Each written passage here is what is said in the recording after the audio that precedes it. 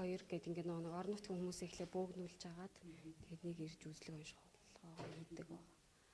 Тэгээд ер нь бол одоогийн байдлаар яг 3 хэрэгсэлтэй хүмүүзэх. Яг шинээр нэгдсэн болохоор ийм тогтмол одоо өөрчлөлттэй одоо бол тийм саяхан юу болсон учраас одоогийн байдлаар яг ганцаараа ажиллаж байгаа. Явандаа юу нэмэгдээд ирэхээр яг 3 хэрэгслийн ажиллуулна. Цаанаага тохиол заавал мессеж авах хэрэгтэй. Тэгэхээр орон нутагт тэр хүндрэллээс нь болоод хувийн эмнэлгүүд болон нэгдсэн эмнэлгүүд нь бол дандаа хот руу зөвлөдөг. Тэгэхгүйгээр одоо орон нутагт нь ирж ингэж.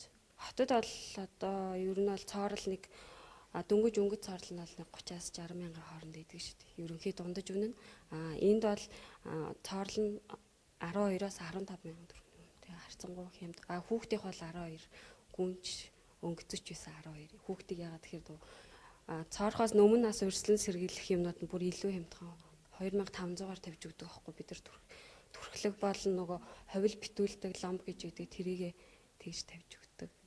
Тэгээ бас цэцэрлэгийн хүүхдүүдийг одоо бид нар ингээ нэг цэцэрлэг авч бас юу яадаг нэг эмч нэг цэцэрлэг хариуцаж ингэж амны хүндийг одоо цоорхоос өмнө урьдчилан сэргийлэх байдлаар заавал цоорол харахгүйгээр бид нар бас нэг гажгаас нь давхар зөвлөгөө өгөөд тэгээ гажгийн аппарат баг дээр нь засаж явах юм бол бас харьцангуй хямдхан аппаратаар засах боломжтой байхгүй юу?